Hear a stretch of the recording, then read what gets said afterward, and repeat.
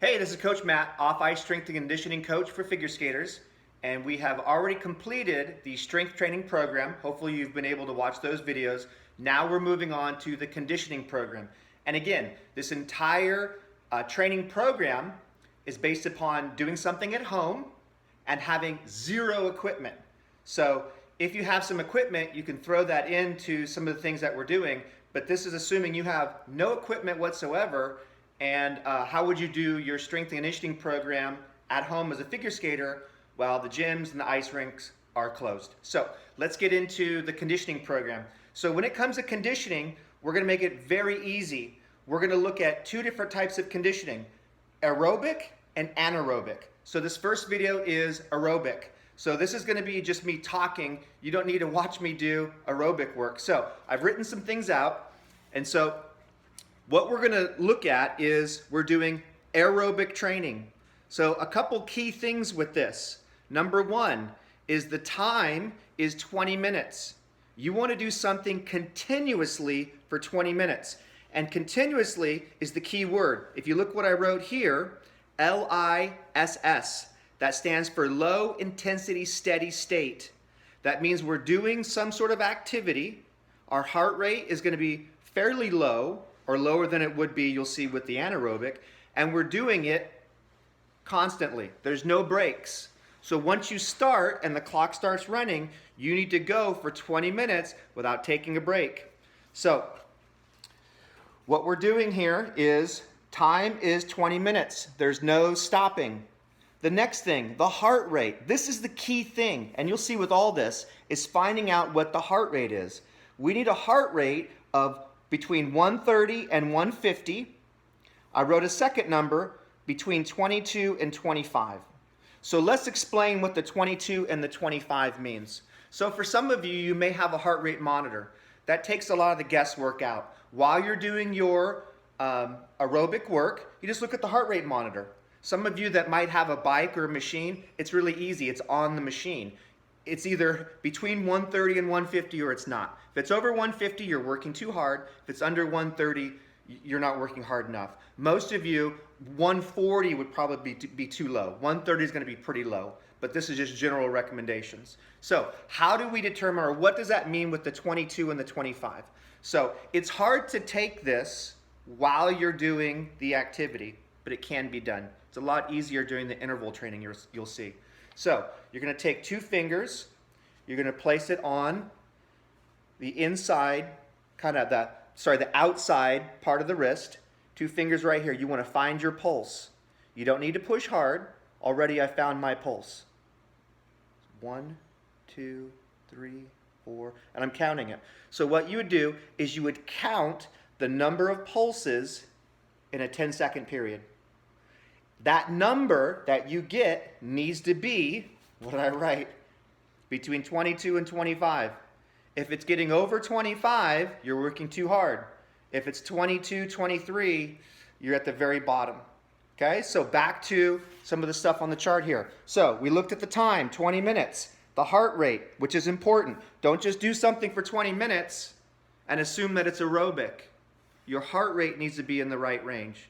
So if you do not have a heart rate monitor, I would suggest maybe every 5 minutes checking it real quick. If you don't know how to do this, you absolutely, as a figure skater, need to learn how to take your own heart rate. It's key for doing conditioning. There's no way of knowing what level of intensity you're at unless we know heart rate. It doesn't matter how you feel. Oh, I feel tired. Oh, I don't feel tired. So what? It's really about heart rate. So you need to learn how to take this heart rate. And how to do it without a heart rate monitor. Even if you have one, there will be times you'll be doing conditioning, you don't have one. Again, you need to know where your heart rate is at to really have a serious conditioning program. So we've looked at time, we've looked at heart rate, now the exercises. So the best exercise for aerobic conditioning, in my opinion, for figure skating, is the bike. It's not running. Running's not bad, but a lot of kids do not know how to run properly. It might seem like it should be obvious, but people don't know how to swim. They need to be taught how to swim. Running is the same way. You might be able to do it just like you might be able to get in the water and stay afloat, but are you really able to swim effectively and efficiently? That's the key. So that's the key with running. Can you run effectively and efficiently without knees caving in, pounding on the joints, too much bouncing, not enough rotation? There's a lot of factors that go into running. So I'm not going to say don't do it because it's easy to do. You don't need anything. You put on your shoes and go for a jog. But just keep in mind that running, jogging is a skill. And if you don't feel you have that, you might want to do a bike. So most kids have a bike. So if you have an exercise bike, that's easy. That's great. If you don't, you get on a bike and you ride around the block. You find a trail and you go. And you do that for 20 minutes. Biking is easy. It works the right muscles for figure skating. There's no pounding on the joints, and it's very, very easy. The other one I wrote on here is stairs. You can find a staircase.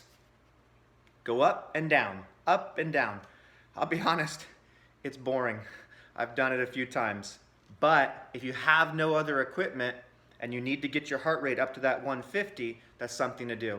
The reality is anything you can find, if it's even jogging in place, just stepping, doing stuff, whatever you need to do, your heart rate has to get to 150 though. So the challenge is some of these other activities, moving around, you'll see it's easy to do when we're doing high intensity, but when we're doing low intensity, it's hard to do for 20 minutes straight.